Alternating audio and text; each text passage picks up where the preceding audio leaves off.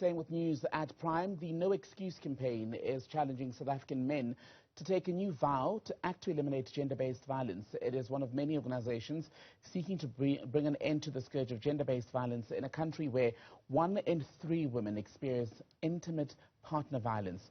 This, as the campaign against gender-based abuse against women and children, is now on its 3rd day. South Africa trying to build momentum towards getting men in this country more involved in campaigns that are fighting rape and assaults on women and children. Let's talk about this then, the No Excuse campaign, at least with Ambassador Dr Musa Mthombeni joining us from Johannesburg tonight. Dr Mthombeni, a very good evening to you. Welcome to News at Prime. Let's begin with just a bit more detail on the focus of the No Excuse movement for this year's campaign. Good evening. Thank you for having me. I know we don't have a lot of time, so I'll get right into it. The Colin Black Label in 2017 joined hands with the No Excuse campaign to really bring about the focus of really getting men to be involved into wanting the change that they'd like to see in the world, right? So what's been happening and what's happening this year specifically is they've introduced the Bride Armor campaign. And this basically highlights and is a symbolic representation of how a woman should step into marriage. I mean, if you have a look at some of the things, and a lot of the people at home can just go out and Google some of this information and what it actually looks like. It's so heartbreaking to see some of the armor that, the symbolic representation kind of shows.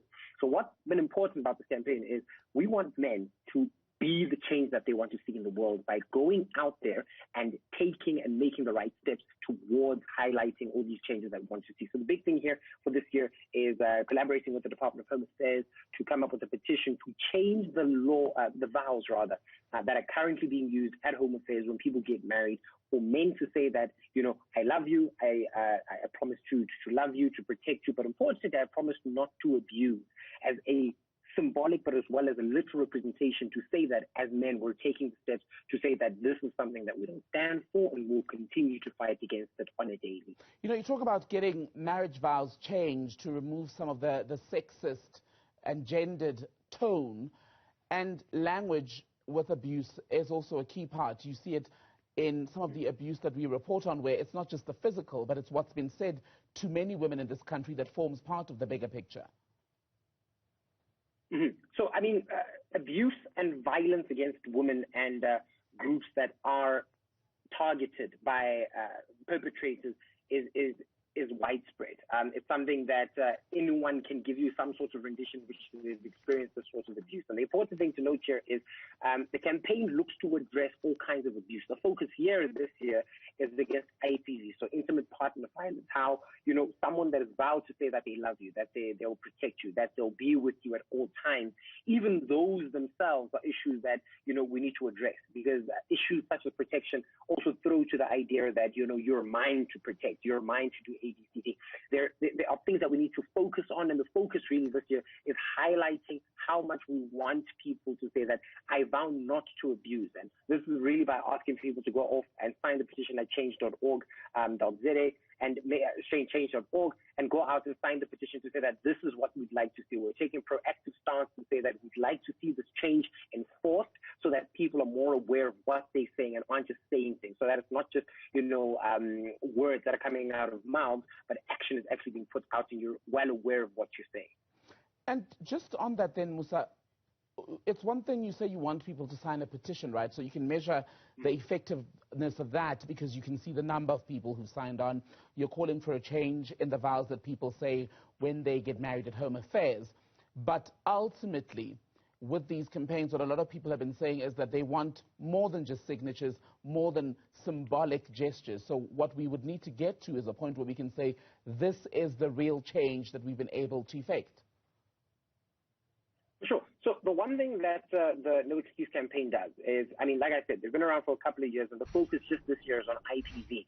But the one thing that they have done over the years, working with Father and Nation as well as Lifeline, is really focus on groups, take things to a ground level, go out to shebeens, to taverns, to areas where people go out and interact with the product and can interact with the campaign to say that Babu Dlamini or Mr. Sampson, whatever it might be, how are we going to get you to change? So I remember last year when the campaign happened during lockdown, one of the main features that was brought up is this issue of being locked up with your partner, being locked up with this abuser, that obviously has a hold on you and how you can reach out and get help. And they launched a WhatsApp line that people could message and get the help. And if you were an abuser, you could go out, and of course, the different service providers that come in to assist on these campaigns, Father a Nation as well as Lifeline, were then the on-the-ground practical implementers of the project that get people the help that they need, that get people into homes and maybe remove them from these situations that find them to be toxic or they're abused and things such as that. So it's not just a campaign that just speaks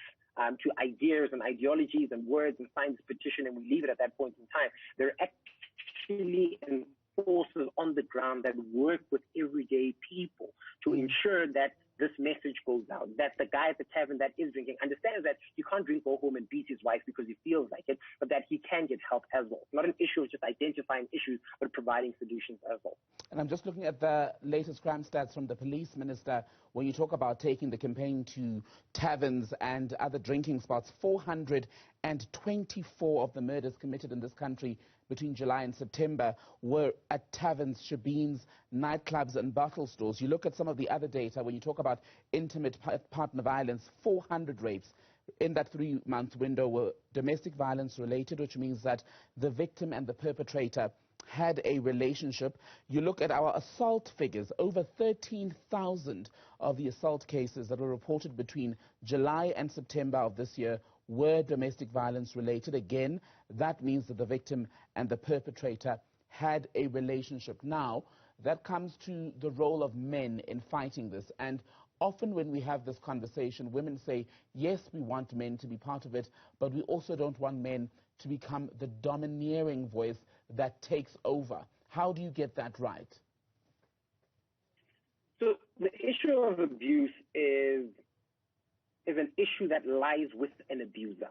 The victim is the person that is on the other side of that abuse. So what we need to address here is, I think, a prophylactic way of looking at how we manage these sorts of things. Don't deal with helping out people that have been abused. Of course, if they're there, let's go out, let's help them. Of course, let's support them. But let's deal with the abuser. Let's talk to the abuser and try to get them to change their ways. I think one of the things that have come up now is on the actual black label cans, what they have are the 6 virtues. I mean, a lot of people that do consume these brands, you find yourself, not having social media, whatever it might be at that point in time, and you find yourself reading this can and really just looking at the messages that come there that highlight what a champion man really is and what a champion man should be doing. And hopefully these virtues are the sort of thing that rings in your mind and is able to get you to believe. Because when you look at the actual problem, the men are the problem in this situation. But when you speak to Father Nation, when you speak to Musa, we're having a bit of an issue with our connection to you. I suspect it may have to do with the thunderstorms in Johannesburg and the broader Gauteng area. But thank you so much for being on News at Prime tonight and speaking to us about this important No Excuse campaign. That is Dr. Musa Mthombeni.